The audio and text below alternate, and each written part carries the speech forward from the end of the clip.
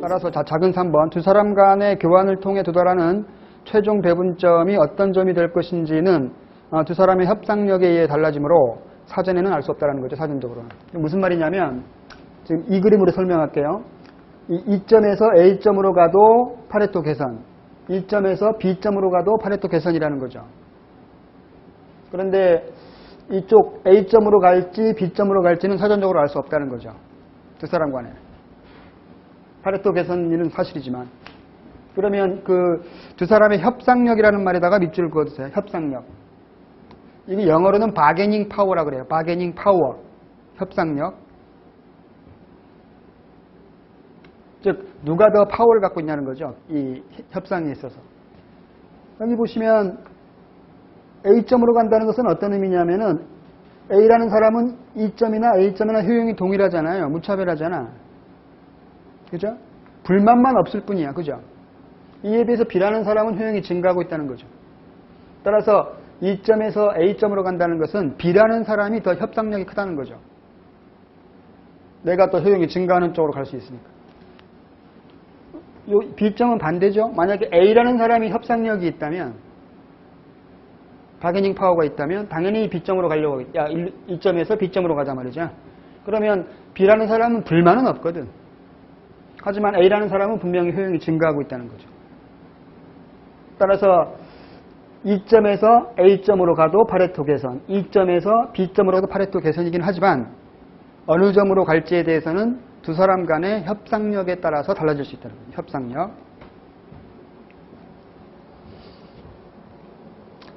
그래서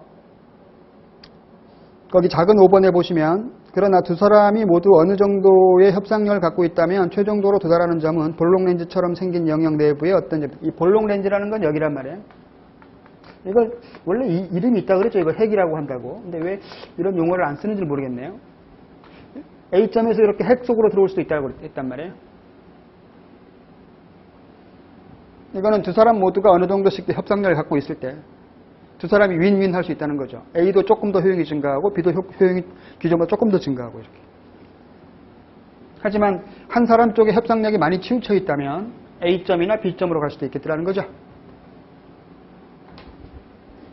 자, 아무튼 교환에 있어서의 파레토 효율성 조건은 이와 같겠다. 두 사람의 한계 대처를 서로 일치하고 있다. 그러니까 뭐 예컨대 이쪽도 E, 이쪽도 E다 이렇게 한번 상상해 보시면 쉽죠. A라는 사람도 X 하나당 Y 두 개를 원하고 있고 B라는 사람도 X 하나당 Y 두 개를 원하고 있다. 이렇게. 그러면 각자 선호도가 동일하지 않습니까? 이 동일한 상황에서는 X와 Y를 어떻게 교환하더라도 두 사람의 효용을 더 증가시킬 방법이 없다는 거죠. 즉 파레토 개선인 상황을 만들 수가 없다는 거죠.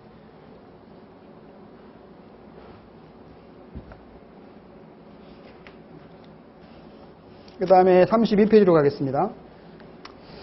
거기 31페이지에 보시면 계약 곡선과 효용 가능 곡선 했는데 이 계약 곡선이라는 말이 등장하는데요. 결국 두 사람의 한계 대체율이 서로 일치하게 되면 파레토 효율적인 배분인데 이거는 A점이나 B점 같은 것들을 말하는 거죠.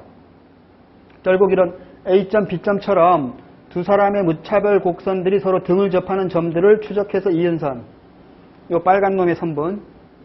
이 놈을 우리가 계약 곡선이다라고 하는 거죠. 이 계약 곡선에서는 바로 두 사람의 한계 대체율이 서로 일치하고 있다는 거지.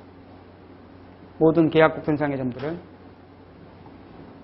그래서 우리 책 그림 2-3 거기 그림 A에 보시면 이 두 사람 A라는 사람의 무차별 곡선은 빨간색, B라는 사람의 무차별 곡선은 파란색으로 표시하고 있지 않습니까? 그래서 두 사람의 무차별 곡선에서 이렇게 등을 접하는 점들을 추적해서 이은 거지. 이걸 우리가 계약 곡선이다라고 부르더라는 거죠. 중요한 거는 이런 극단적인 경우도 존재해요. 이렇게. 따라서 요 점도 파레토 최적이고 여기도 파레토 최적이야. 굉장히 효율적인 배분점이 되는 거죠. 그런데 요 점을 상상해 보시면 그 사회 내에 존재하는 X를 A가 다 갖고 있는 것이고 Y도 다 갖고 있는 거죠. B는 하나도 없고 B는 원점이니까. 그러더라도 이보다 파레토 개선인 배분점은 존재하지 않아. 요 점에서 다른 점으로 이렇게 이동할 때 보시면 B는 무조건 효용이 증가하겠지만 A는 무조건 후퇴할 수밖에 없잖아요. 이것도 같은 논리죠. 이거는 오히려 반대로 B가 모든 재화를 다 가지고 있는 상황을 말합니다. 따라서 파레토 효율적인 배분점이라 해서 이게 공평성까지는 의미하지 않습니다.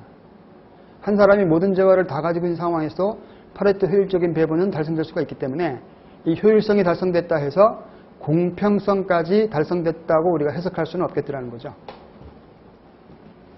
자, 아무튼 두 사람의 원점 또한 계약 곡선상의 한 점이라는 사실 꼭 기억하시고요.